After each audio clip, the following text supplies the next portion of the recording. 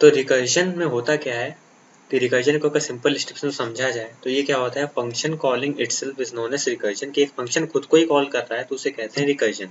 ठीक है, अभी हम लोग इसके एग्जांपल देखेंगे तो आपको और समझ में आएगा।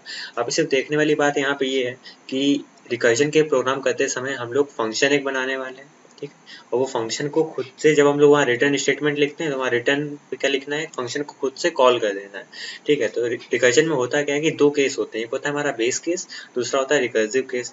तो बेस केस क्या करता है कि हमें ये बताता है कि हमारा प्रोग्राम या फिर हमारा रिकर्जन अपने फंक्शन को कॉल करना कब बंद करेगा। ठीक है, और हमारा दूसरा होता है रिकर्सिव केस। रिकर्सिव केस क्या करता है कि जब तक हमारा बेस केस की कंडीशन ना मिल जाए तब तक का वो अपने फंक्शन को बार बार कॉल करता रहेगा। तो ये चीज़ हमारी रिकर्जन में होती है। तो अभी इसका हम लोग एक प्रोग्राम करने वाले हैं आज। तो आज हम लोग करेंगे एक फैक्टोरियल का प्रोग्राम। ठीक है, फैक्टोरियल का प्रोग्राम होगा कैसे, क्या सबसे पहले हम लोग पाइथन इंटरप्रेटर ओपन कर लेते हैं। अब देखते हैं।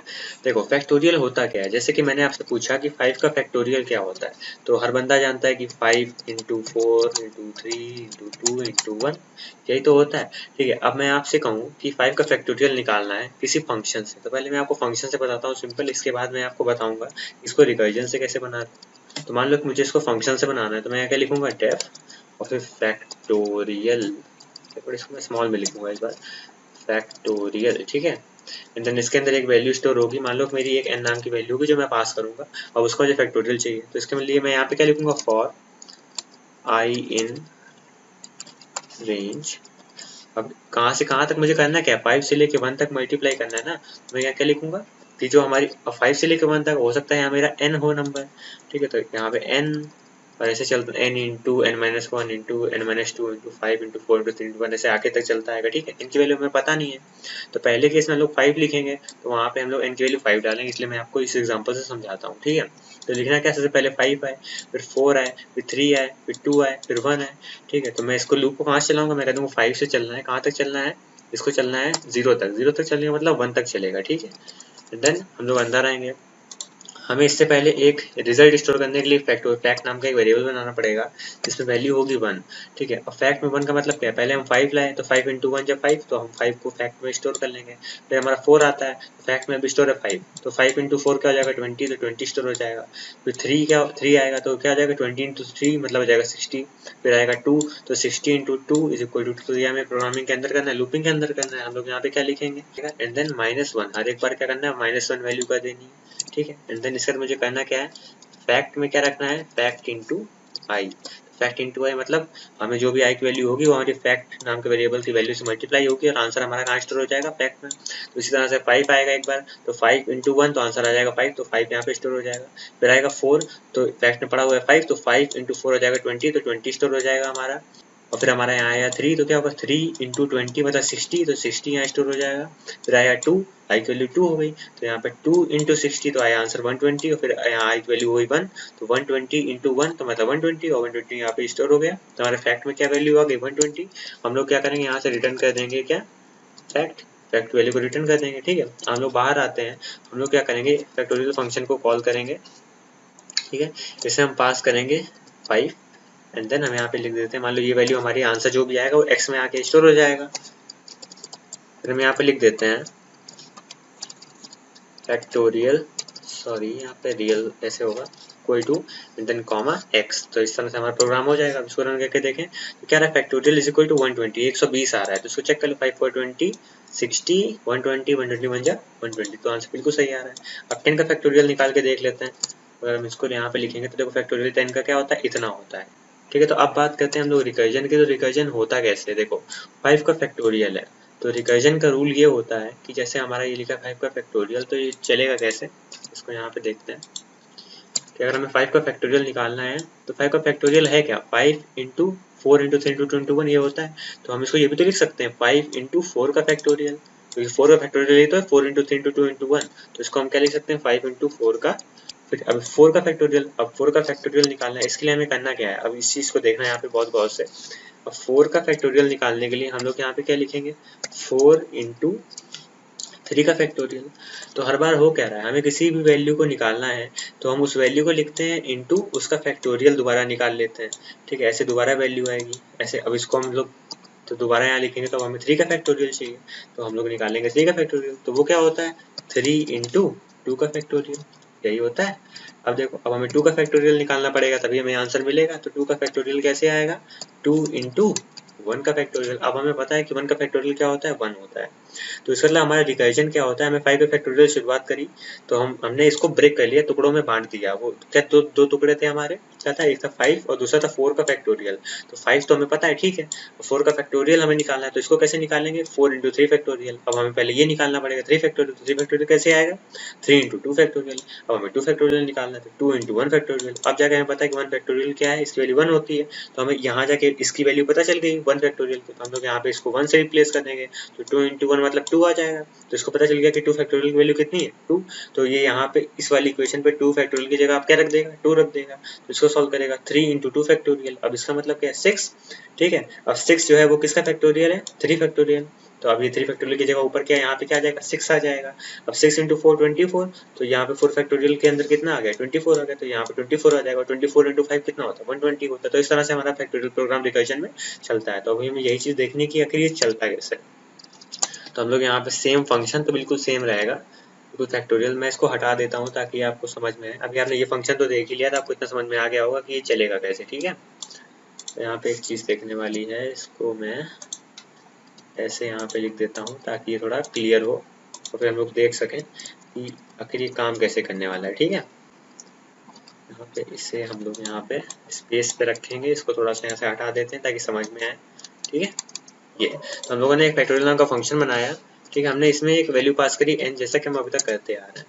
तो हमें ये देखना है कि इसमें 2 केस है, मैंने आपको बताया था, एक था बेस केस, दूसरा था रिकर्सिव केस। तो बेस केस क्या होता है, वो केस जब हमारा फंक्शन खुद को कॉल करना बंद करेगा। तो देखो 5 फैक्टोरियल से शुरुआत करी थी, ठीक है। तो ये क्या है, 5 इंटू 4 फैक्टोरियल, ठीक है। फिर 4 फैक्टोरियल हमें बीच में नहीं पता था ना, तो हम लोगों ने इसको कहा तुम यहीं रुको, अभी हम पहले 4 फैक्टोरियल निकालेंगे। तो 4 फैक्टोरियल में आए, फिर हम लोग को 3 फैक्टोरियल नहीं पता था। तो हो क्या रहा है हर बार कि हम लोग एक एक कम करके फैक्टोरियल को बार बार कॉल कर रहे हैं, खुद फंक्शन को देखो दोबारा कॉल कर रहे हैं। 5 फैक्टोरियल निकालना था, और अगली बार हमने क्या किया, 5 इंटू 4 फैक्टोरियल कह दिया। तो पहले 4 का तो पता करो, तो 4 वाले ने कहा पहले 3 का पता करो, तब हमारे पास आना। 3 वाले ने कहा पहले 2 का पता करो, 2 वाले ने कहा पहले 1 वाले का पता करो। तो खत्म कहाँ हुआ ये, जो जो हमारा काम टाला जा रहा था कि पहले इसका पता करो, पहले इसका पता करो, ये आखिर आके खत्म कहाँ पे हुआ है, खत्म हुआ है 1 फैक्टोरियल पे। तो इसका मतलब क्या है कि हमें 1 फैक्टोरियल की वैल्यू पता होगी। तो इसका मतलब जब कभी n की वैल्यू जो है 1 होगी तो हमें पता चल जाएगा कि हमें क्या रिटर्न करना है, 1। तो हम यहाँ पे लिखते हैं कि इफ अगर मेरे n की वैल्यू 1 हो, ठीक है, तो हमें क्या रिटर्न कर दो, 1। यही तो हमने करा था, देखो 1 फैक्टोरियल की जगह 1 रिटर्न करेंगे तो हमें 2 फैक्टोरियल की वैल्यू पता चल जाएगी। फिर हम इसकी जगह इसकी वैल्यू यहाँ रखेंगे तो 3 फैक्टोरियल पता चलेगा। फिर इसको यहाँ रखेंगे तो 4 फैक्टोरियल पता चलेगा। फिर इसको यहाँ रखेंगे तो 5 फैक्टोरियल पता चलेगा। ऐसे ही हमारा आंसर आ जाएगा। तो वहीं पे हमने यहाँ पे बेस कंडीशन क्या लिखी कि if n is equal to 1 तो रिटर्न 1। ये हमारी क्या थी, एक हमारी बेस कंडीशन थी। क्या थी, बेस कंडीशन, ये ठीक है। अब अगर ऐसा है तो फिर क्या करे, अपने आप को कॉल करना बंद कर दे। और अगर ऐसा नहीं है, एल्स ऐसा नहीं है तो क्या करे, क्या रिटर्न कर रहा है, देखो अब यहाँ पे क्या है, हमें किसी नंबर का फैक्टोरियल निकालना है। जैसे मान लो ये 5 की जगह मेरा n था, तो n इज इक्वल टू यहाँ क्या हो जाएगा, n इंटू 4। अब यहाँ 5 इंटू 4 था, तो n इंटू एक कम कर दिया ना, तो n माइनस 1। तो n इंटू n माइनस 1 का फैक्टोरियल। हमें ये चीज यहाँ प्रोग्रामिंग में लिखनी है, तो क्या लिखेंगे, रिटर्न क्या करना है, जो भी हमारा नंबर आया है वो इंटू उससे एक कम का फैक्टोरियल। तो हमें यहाँ पे क्या लिखा, n इंटू, और फिर हमने अपने फैक्टोरियल फंक्शन को दोबारा बुलाया। हमने कहा कि n की वैल्यू कैलकुलेट करने से पहले, n का फैक्टोरियल कैलकुलेट करने से पहले आप फैक्टोरियल कैलकुलेट करिए किसका, n माइनस 1 का। तो जो हमने ये लाइन यहाँ पे लिखी है, ये लाइन बिल्कुल सेम यही चीज यहाँ पे लिखी हुई है, n into factorial n minus 1। तो ऐसे क्या होगा, ये फैक्टोरियल फंक्शन खुद को कॉल करता रहेगा। अब यहाँ पे इसको दोबारा वापस कर देते हैं, इसकी वैल्यू 5 थी। अभी हम समझेंगे कि ये हुआ कैसे, ठीक है। यहाँ लिखा था 4। तो आपको इस तो समझ में आ ही गया होगा कि n इंटू n माइनस 1 हम लोगों ने कैसे करा है, ठीक है। अब इसको देखते हैं कि अब ये जो मेरा l से पहले मैं आपको बता दूं, ये क्या है, रिकर्सिव केस है। क्या है, रिकर्सिव केस। तो मतलब अगर if n is equal to 1, जब कभी n की वैल्यू 1 होगी तो हमें पता चल जाएगा इसका आंसर तो 1 होता है, तो हम 1 भेज देंगे। अगर ऐसा नहीं, तब तक क्या करेगा, ये टाल देगा काम को। क्या करेगा, काम को कह देगा अब तू पहले इसका तो पता करो, पहले इसका तो पता करो। ऐसे चीजों को टालता रहेगा। देखो पहले हम लोगों ने n की वैल्यू 5 थी, ठीक है, तो 5 यहाँ पे आया, चेक करा क्या 5 1 है, 5 1 तो नहीं है, तो समझ गया कि अभी इसको खुद को कॉल करना है, ये बंदा टाल रहा है मेरी बात। तो 5 × 4 फैक्टोरियल, इसका मतलब n की वैल्यू 5, 5 इंटू, अब ये किसका फैक्टोरियल निकालेगा 4 का, तो यहाँ पे फंक्शन ने खुद को कॉल कर लिया। यहाँ पे खत्म होना चाहिए था फंक्शन, मगर उसने क्या खुद को कॉल कर लिया, तो ये चीज n-1 ऊपर चली गई। अब n-1 में क्या चला गया 4, ठीक है, तो दोबारा फंक्शन कॉल हुआ हमारा। अभी ये काम हमारा बचा हुआ है, अभी ये हमारा पेंडिंग वर्क है, ठीक है। तो अब होगा क्या कि अब 4 का फैक्टोरियल निकालेगा। अब इसके लिए यहाँ पे दोबारा अब n की वैल्यू 4 है, अब 4 के फैक्टोरियल को पता करने आया है बेचारा, तो जब इसने देखा क्या 4 = 1 है, अभी भी नहीं, तो समझ गया दोबारा हमें टाल रहे हैं। तो वहां पे क्या हुआ 4 × फैक्टोरियल ऑफ 3, ये चीज है। अब ये काम था, अब ये काम भी टल गया क्योंकि 3 का फैक्टोरियल नहीं पता है, ये 3 आया है यहाँ पे। क्या 3 की वैल्यू 1 होती है? नहीं होती है, तो उसने समझ गया कि लो अभी तो और भी टाल रहे हैं ये लोग।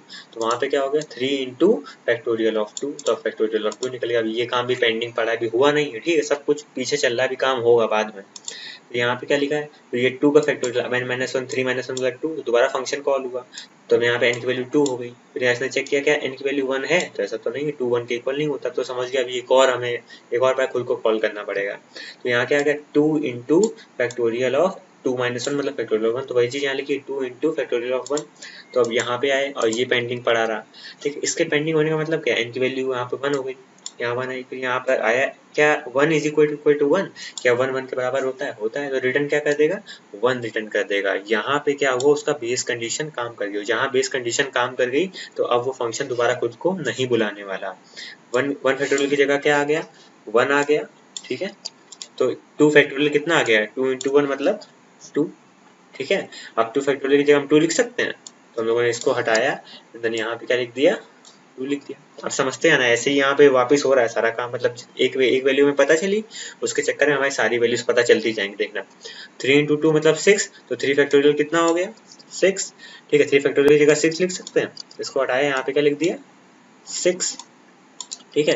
अब देखो 6 × 4 24, तो 4 फैक्टोरियल की जगह क्या लिख सकते हैं 24, और 4 फैक्टोरियल को ऊपर क्या लिखेंगे 24 लिख देंगे, तो इसको यहाँ से हटाएंगे, यहाँ पे क्या लिख देंगे 24, 24 × 5 कितना आएगा 120, तो यहाँ पे आ गया 120। और इसी तरह से देखो हमारे 5 का फैक्टोरियल पता चल गया। तो ये प्रोसेस होता है हमारा रिकर्जन में, कैसे फंक्शन को बुलाना है और कहाँ उस फंक्शन को जाके रोकना है, ठीक है। अब इस फंक्शन को जैसे हमने बना लिया यहाँ पे, अभी तो आप समझ ही गए होंगे क्या हर चीज कैसे हुई, ठीक है। यहाँ पे इसको इधर रखते हैं एंड देन इसको यहाँ पे हटा के अब इसको सिंगल लाइन कमेंट बना देते हैं, ठीक है। हमारा फंक्शन बन गया। अब हम इसको क्या करते हैं फंक्शन को कॉल करते हैं, और इसको हम यहाँ पे स्टोर कर लेंगे x नाम के वेरिएबल पे, ठीक है। हमने फंक्शन को कॉल करा, हमने कहा हमें 5 का फैक्टोरियल बताइए आप, ठीक है। और उसका जो भी आंसर आएगा उसको मैं क्या करूँगा यहाँ पे प्रिंट कर दूंगा फैक्टोरियल = देन यहाँ कॉमा x, ठीक है। उसको रन करके देख लेते हैं, बिल्कुल सेम आंसर आ रहा है 120, ठीक है। तो ये आखिर हुआ कैसे, क्योंकि हम लोगों ने इसको रिकर्जन से कराया, मतलब बेस केस और रिकर्सिव केस दो लगाए और उसके हिसाब से हमारा प्रोग्राम चल रहा है। तो ये होता है हमारा रिकर्जन कि जब हमारा फंक्शन खुद को कॉल करे। तो मैंने आपको आज बताया रिकर्जन के बारे में, ठीक है। आपको ये फैक्टोरियल फंक्शन मैंने समझाया, भी आगे आने वाले वीडियोस में आपको और प्रोग्रामिंग बताऊंगा, ठीक है। अभी जल्दी जल्दी पहले कॉन्सेप्ट्स को क्लियर करते हैं, फिर इसका लाइन से प्रोग्राम हम लोग करने वाले हैं। और सारे प्रोग्राम करेंगे हम लोग, एक नॉर्मल प्रोग्राम भी करेंगे, सिंपल से सिंपल बिल्कुल शुरुआत से चालू करेंगे, एंड देन इसके बाद हम लोग कॉम्पिटिटिव प्रोग्रामिंग तक चलेंगे, ठीक। अगर आपको आज की वीडियो में कुछ समझ ना आया तो आप मुझसे पूछ सकते हैं कमेंट सेक्शन में। और बाकी अगर आपको रिकर्जन के बारे में और पढ़ना है तो आप इसके लिए कोई बुक रेफर कर लीजिए, या फिर आप विकिपीडिया से पढ़ सकते हैं, उसमें ऐसे आपको बहुत सारे एग्जाम्पल दिख जाएंगे। और आपको कुछ समझ में ना आए तो आप मुझे कमेंट सेक्शन में बता सकते हैं। बाकी जब हम लोग प्रोग्राम करेंगे तो हम लोग क्या करेंगे, ऐसे ही बहुत सारे रिकर्जन के प्रोग्राम सॉल्व करने वाले हैं, ठीक है। ऐसे बहुत सारे प्रोग्राम और पड़े हुए हैं जिनको हम लोग को सॉल्व करना है, ठीक है। तो अगर आपको आज की वीडियो में कोई सजेशन या कोई फीडबैक देना हो तो वो भी कमेंट सेक्शन में दे सकते हैं। Okay, so bye bye, see you in the next one.